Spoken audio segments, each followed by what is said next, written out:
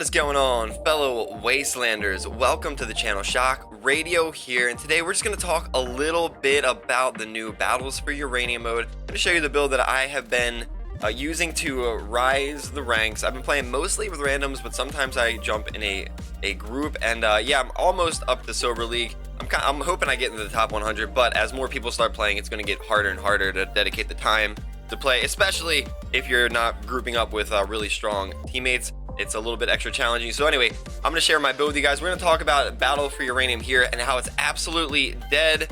And then I'll share with you guys a couple of my matches at the very end. So they changed the Battle for Uranium this time around, the leaderboards again. This is the third time they have changed battles for uranium. And this one is probably the worst version I think they've came up with yet.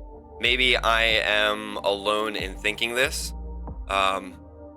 But this new 13K mode, I had a feeling because they were following the same like best 2 out of 3 concept in clan battles that less people were gonna play, but it is even worse than I thought.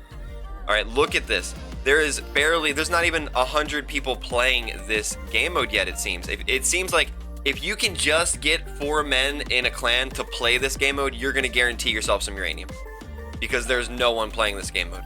So 1,000 points is what you start with. So either all these players lost or they haven't played at all, but I think they haven't played at all. So the problem with this is you have to be in your clan to play Battle for Uranium clans. Now this is very counterintuitive to this whole Uranium Wars concept where, you know, it's not really dependent on your clan to play.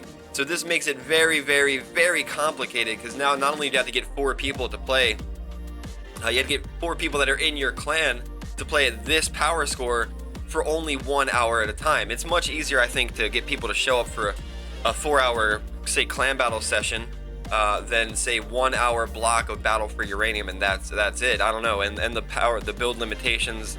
You get a mix of people that just don't want to play low power score builds. You get a mix of people that can't play high power score builds, and then you get the mix of people that just aren't online at the right time together to play this Battle for Uranium Clans mode. So what happened is this mode is absolutely dead, and I hope they fix it before it's over. If not, I would highly recommend, if you're in any kind of clan, get your 12,000, get your 13,000 power score, talk to your friends clans. If you have any friends that are in other clans, fight against each other, because I haven't been able to play it yet, but it seems like this leaderboard, this mode on PlayStation is absolutely dead, and I was most excited for it. I put together this exhibition build. I copied this build over from PC and Imp build and put it on the exhibition for all of the console brothers to enjoy.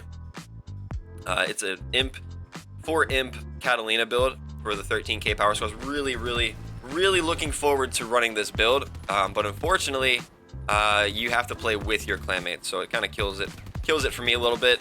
I've been forced to play this 10K power score. So that brings me on to the build that I have been running, guys. You can find this build on PC, PlayStation, and Xbox Exhibition, and that is the 2 narwhals, 1 harpy cabin for extra explosion radius, which is really helpful for giving a larger spread for the cryogenic freezing effect.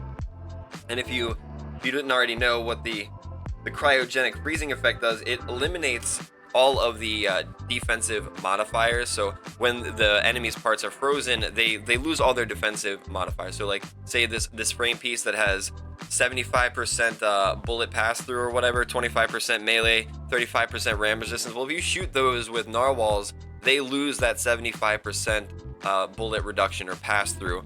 And that allows everyone's weapons to do more damage. And most of these builds are put together by very tiny frames, few movement parts. Like you have the meta Cyclone Garrita build that only have a couple frames. Garrita legs, if you look at their Garrita leg perk, it actually has some pretty awesome resistance modifiers, and cold will eliminate them. So again, we see the 25% bullet pass through, we see 25% melee resist, 25% ram resistance.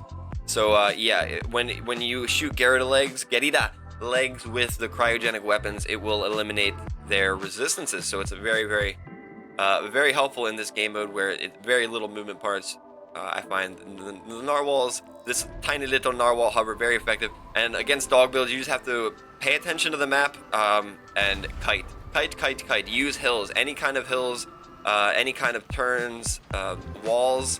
Absolutely are nemesis for dogs. Like wee, ding. Like this hill right here, you just kite around things like this object here. You just bring dogs around it. Use your hovers. You can go up things. Dogs really can't go up things. So, yeah, you gotta use the terrain. Use the terrain to fight the doggos if you're on a hover like this.